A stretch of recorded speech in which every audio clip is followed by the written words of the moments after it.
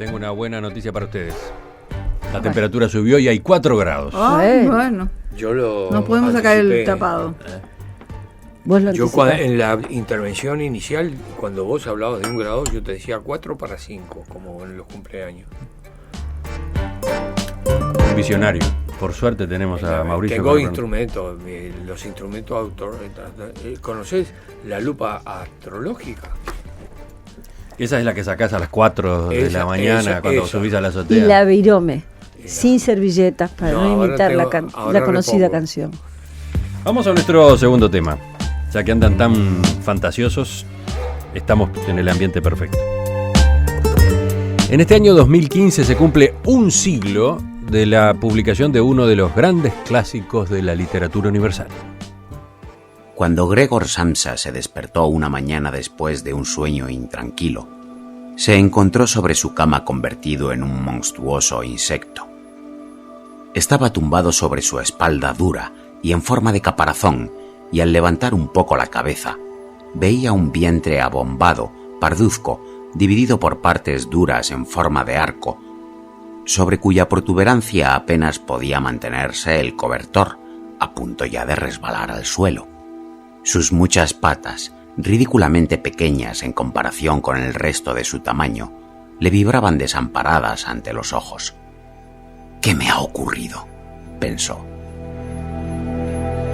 Estamos escuchando el comienzo del primer capítulo de La Metamorfosis de Franz Kafka, que fue publicada por primera vez en abril del año 1915. De nuevo te escucho a ti, Russo. Bueno. Hace tiempo que querían varios de ustedes que habláramos de La Metamorfosis en estas mesas. Seguro, después de haber leído la primera edición, algunos. Levante la mano el que leyó la primera edición. En alemán.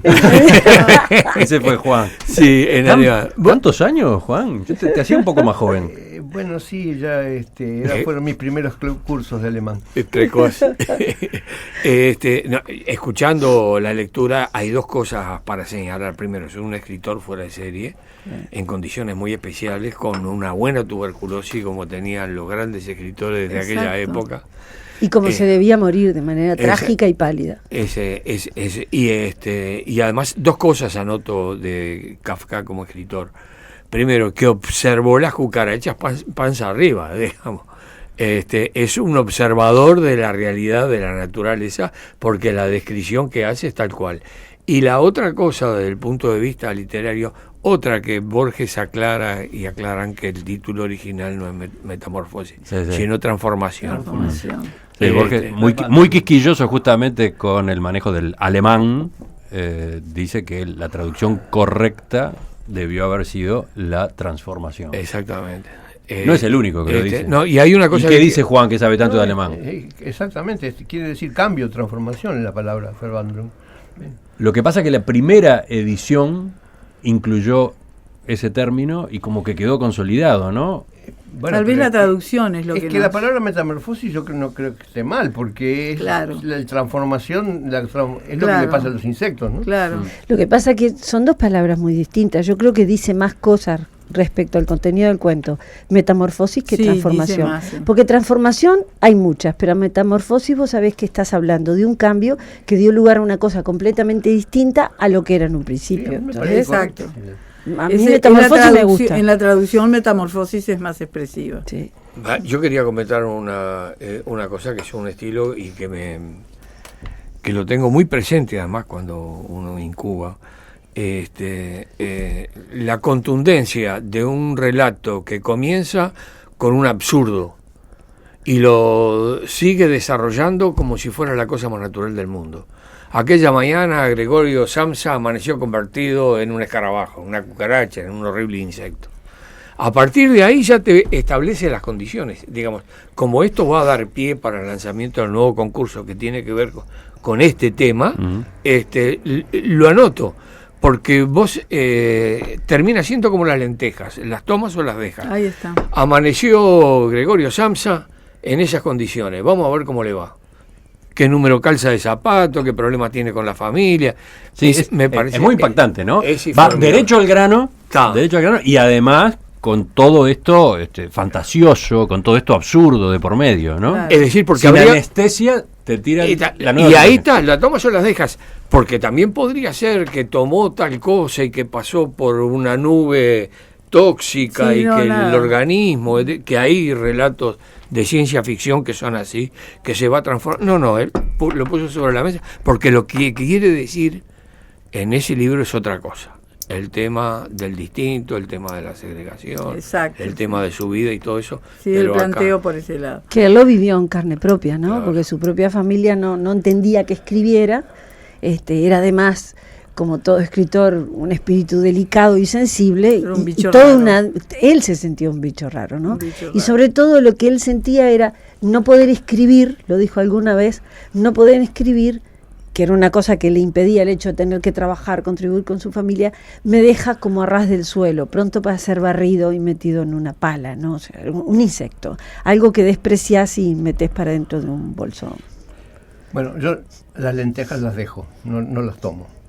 La metamorfosis... Aclaremos. La metamorfosis es un estilo de novela, ya que tiene diversos precedentes, entre otros las dos Alicias de Lewis Carroll, que cumplen 150 años y que deberíamos también considerarlas. Estábamos esperando que y ponernos de pie, porque es decir, nuevamente plantean desde el principio una situación nueva, disparatada, absurda y fantástica, y luego a continuación el desarrollo de esa situación. Para mí no es un estilo de novela que me interese ni que me atrape, y sobre todo lo que me preocupa es que en ese momento que está escribiendo La Metamorfosis ocurría un pequeño hecho que no aparece en la novela, que es la Primera Guerra Mundial. Claro. Es decir, eso es lo que está bien, la fantasía está bien, pero llegar a la fantasía de borrar la Primera Guerra Mundial, eso me parece bravo, muy interesante, muy interesante. Bueno, hay otros que lo ven como una virtud. Estábamos repasando entre los antecedentes comentarios que hizo en su momento Jorge Luis Borges a propósito de Kafka y La Metamorfosis. Bueno, lo leyó muy cerca de su lanzamiento, ¿no? Dice: mi primer recuerdo de Kafka es del año 1916, cuando decidí aprender el idioma alemán. Antes lo había intentado con el ruso, pero fracasé. El alemán me resultó mucho más sencillo y la tarea fue grata. Tenía un diccionario alemán-inglés y al cabo de unos meses, no sé si lograba entender lo que leía, pero sí podía gozar de la poesía de algunos autores. Fue entonces cuando leí el primer libro de Kafka, que, aunque no lo recuerdo ahora exactamente, creo que se llamaba 11 cuentos. Y entonces, bueno, ahí él dice: me llamó la atención que Kafka escribiera tan sencillo, que yo mismo pudiera entenderlo, a pesar de que el movimiento impresionista, que era tan importante en esa época, fue en general un movimiento barroco, que jugaba con las infinitas posibilidades del idioma alemán. Y más adelante dice: Kafka, en cambio, tiene textos, sobre todo en los cuentos, donde se establece algo eterno. A Kafka podemos leerlo y pensar que sus fábulas son tan antiguas como la historia, que esos sueños fueron soñados por hombres de otra época sin necesidad de vincularlos a Alemania o a Arabia. El hecho de haber escrito un texto que trasciende el momento en que se escribió es notable. Se puede pensar que se redactó en Persia o en China, y ahí está su valor. Y además la guerra no está ausente, que me disculpe Juan, en eso no estoy de acuerdo contigo, porque la esencia de toda guerra es tratar al otro como un distinto que no requiere conmiseración. Sí, en ese caso está presente. Eso es la esencia misma de todo proceso de guerra, y sobre eso se habla. Dale. No, un par de aclaraciones. Primero, te cambio las lentejas por los porotos payares. No se van a pelear por eso. O estando Anita por Feijón Preto. Estando Anita Ribeiro por Feijón Preto.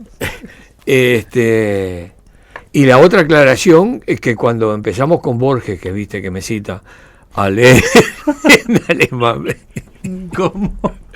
Pero seguro, ya, ahora yo estoy haciendo de Emiliano, aclarando lo que decís. En 1916 dice ahí que empezamos con el ruso. El ruso. Qué gracioso. Antes lo había intentado con el ruso, pero fracasé. Era vos. Digo, digo. Sentado con Borges en el pupitre aprendiendo alemán. Yo creo que la observación de Juan, como siempre, es muy interesante, pero vos es un tipo de mecanismo que se ajusta absolutamente para cualquier cosa que se escribe. Agarrás Tolstoy, agarrás La Guerra y la Paz.